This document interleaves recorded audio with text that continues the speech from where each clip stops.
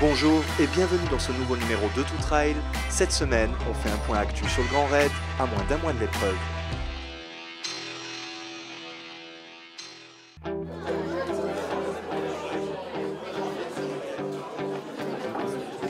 On est encore au mois de septembre, mais pour eux, le Grand Raid a déjà commencé. L'ensemble des membres du comité directeur et des chefs de poste sont en effet réunis ce samedi 19 septembre, à un mois de l'épreuve, pour finaliser la coordination logistique des 3 courses. Un dernier rassemblement des troupes nécessaires pour lancer le compte à rebours final. Là, on fait les derniers ajustements, les dernières mises au point et après c'est parti complètement, chacun de son côté, et, avec toujours l'aide du Grand Raid et de la direction en cas de problème, mais voilà, après on est lâché. Là, on est rentré dans la phase d'exécution. C'est vrai que cette rencontre avec les chefs de poste est un moment à la fois convivial et très sérieux. Très sérieux parce qu'on est en train d'affiner au mieux, n'est-ce pas, tout ce qui est prévisible et que l'on doit prévoir pour que ces 3 épreuves sportives soient une réussite.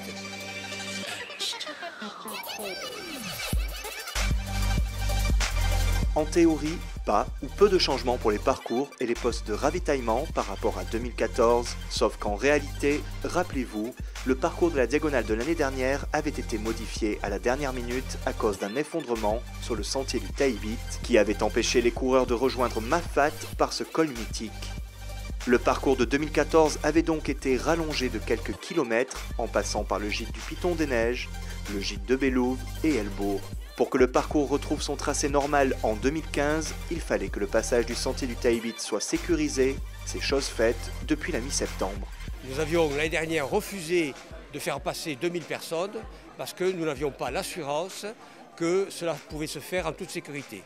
Cette fois-ci, le Conseil général financeur et l'ONF exécuteur vont faire en sorte, n'est-ce pas, que les compétiteurs puissent passer en toute tranquillité.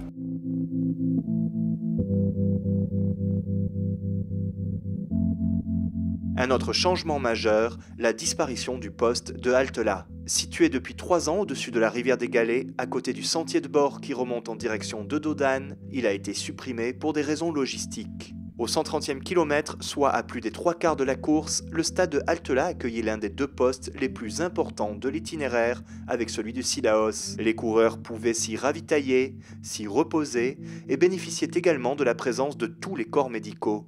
Autant de fonctions essentielles à ce stade de la course qui ne devaient donc pas disparaître avec le poste. La solution retenue a donc été de promouvoir un poste environnant, c'est celui de Sans Souci, de l'autre côté de la rivière des Galets, qui devient ainsi cette année le poste clé de cette dernière partie de la course. Le choix n'a pas été facile parce que faire transposer l'espace ce qui se faisait halte là Sans Souci, il faut d'abord l'approbation des chefs de poste et il faut également l'approbation de la sous-préfecture et de la préfecture. Donc nous avons dialogué, il y a eu des réunions, il y a eu des transports sur les lieux pour s'assurer de la faisabilité du poste Sans Souci. Et maintenant c'est calé. On peut affirmer à 98%, puisqu'on attend bien sûr le feu vert de la préfecture, que le poste d'Halte-là est supprimé, il sera déplacé à Sans Souci. Tout ce qui est médical, tout ce qui est repas chaud, tout ce qui est espace pour dormir, se reposer un petit peu, vient maintenant sur Sans Souci. Donc mon poste va prendre énormément d'importance. L'école reste là où on était pour notre poste habituel et tout le reste est basculé sur le petit stade qui est juste à côté, qui est 30 mètres en dessous. Donc là on va utiliser tout l'espace qui est là, le stade et les alentours pour pouvoir mettre ce qui nous arrive de Halte-là.